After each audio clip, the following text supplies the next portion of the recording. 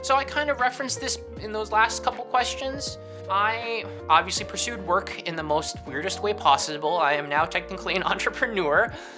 It doesn't really feel like it, but I do own an LLC now. But it was just an opportunity, and I weighed it with what I was on track to do if I stayed in Japan. Most likely, I would have been in a starter position at some media company or doing something in the creative field, which would have been fine. But I felt like I could have gotten the most growth from moving back to the US and starting this company with my friend. Learning all the fundamentals it is to build a business and to work in the field in a pure, almost freelance sense, because we're all doing this on our own. And that I felt would have given me more career capital to then use that to help shape what I wanted to be. And then when it was time to go back to Japan, I can be, okay, I can do this thing, I can do that thing. I got video expertise, I'm working on 3D modeling expertise.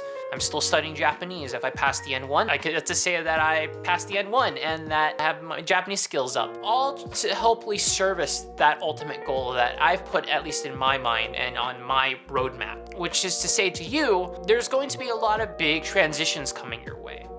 Being able to find goals to help lay out where you want to go is going to be very important. It'll help be the mooring anchor to kind of keep you stable, but also act as kind of that guide to get you through what you need to do to reach that end goal. So, and for me, it was the work and the studying. For you, it might be, going back to school and whatnot. I'm even considering going back to school. Nothing is really set in stone yet. All I know is that I have an end goal in mind and I'm working towards that. I haven't figured out what the final acts of this arc that I'm taking are, but everything's still in the cards and anything can change. And the same thing is for you. You should be willing to be flexible. You should be willing to follow that direction that you think is best for you. Anything is fair game. Since you've already been able to go through the process and you had the drive enough to move to Japan in the first place, it should come to some degree naturally for you to then kind of find where you want that next place to be. At least that's what I think. So hopefully that's a little something about that, and take with that what you will. I wish I knew that the job process would take this long. There was a lot of building the car while driving it with doing the job hunting. When I was originally applying for jobs in Japan, I didn't know that this was a thing. I didn't know that was a thing. Oh, I need a Rirekisho. Oh, I need a Shokumokei Rekisho.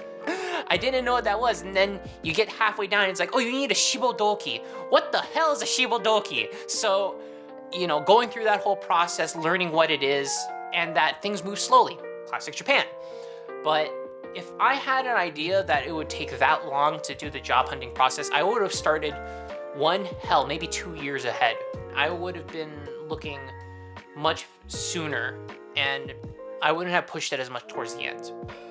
Again, planning. I wish I more thoroughly planned out what I needed to do, because there were things that were blindsided me and it was working, it just took a little too long. And for a lot of you, you might be feeling that crunch as well. But, it happens. And it's just another thing to add to that notch of experience that you have. Just make sure you have an idea on what you want to do, and then you're creating steps to get towards that. A lot of what I said previously matters here as well.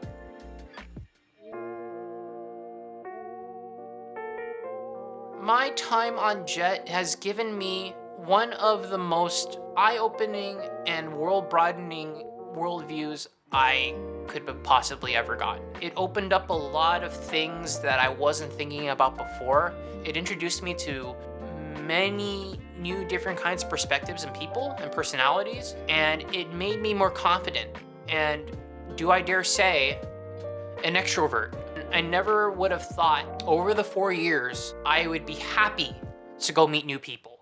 When I originally went on the JET program, I was scared to death on meeting new people. I hated meeting new people. Even if I was meeting somebody who I actually already knew, but somebody messed up their name and I thought it was a new person, it was like, oh, I don't want to meet that guy. But being on the JET program and being exposed to so many different people and the joy that I got out of all of the conversations I was able to have with them, and all of the things you can learn, and the energy you can feel from them, that was a gift to me. And being able to see what else is out there, that was one of the best things that I got out of the JET program. For this particular case, I just came back from a shoot in Miami, and I don't think I would have taken it as nowhere near as easily if I hadn't gone on the JET program. I was dealing with clients from all across the country. You know, it was my first time on a real shoot, and I ended up being a conversationalist. I talked with all of these people, and they enjoyed talking with me. One of them even said, when they shook my hand at the end of the shoot, and they're like, Chance, you know, it was great meeting you. I loved having conversations with you. I loved talking with you. That never would have happened 4 years earlier. Never. Being able to not only have such a unique experience as living in Japan and being in another part of the world, and on top of that, knowing that there are different perspectives out there, helped mellow out so many things in me and made me realize that the world is not black and white. It is not grayscale either, it's colorful.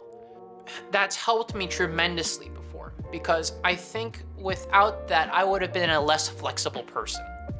And now, even though I'm dealing with a lot of the reintegration back to here in the US, and I've been fighting that hard, really hard, but I think if I didn't have that social bandwidth that the JET program allotted me and gave to me, it would have been even harder. That's one thing that I am so grateful for with having done what I did on the JET program. That's one of the things that's helped me out the most, especially in this job where you have to talk with other people. Since having worked in a structured work environment, like, you know, at a school as an ALT, it exposes you to some ways that work are done, and it also teaches you a lot of discipline in terms of how to do your work. And some of that has come into play when starting a company and working on the videos and whatnot here that I'm doing. You know, a lot of things fly by the seat of their pants also as an ALT. Things change all the time. Learning to roll with that has made things here much more palatable, especially as a small business owner where anything can go. I think I was able to get over those hurdles much easier and much more smoothly than before the JET program. So that's all I really have to say about that. So those are my 5 answers. Hopefully I wasn't too much of a Debbie Downer. It's been a very interesting 6 months since coming back, but best of luck to all of you guys. I know you guys are going probably through a lot right now. There's a lot of things going on. You're about to be saying goodbye to so many interesting people and friends. You know, all we can hope is we can just, you know, stay together and, you know, be able to connect with each other, connect with your peers. You know, they're some of the best people you'll ever meet. And look forward, look towards that next thing you want to do. And always keep that in mind when you go through this huge period of transition, because boy, oh boy, does a lot happen. And all I can say to that is best of luck. So, I'll see you guys later. Cut!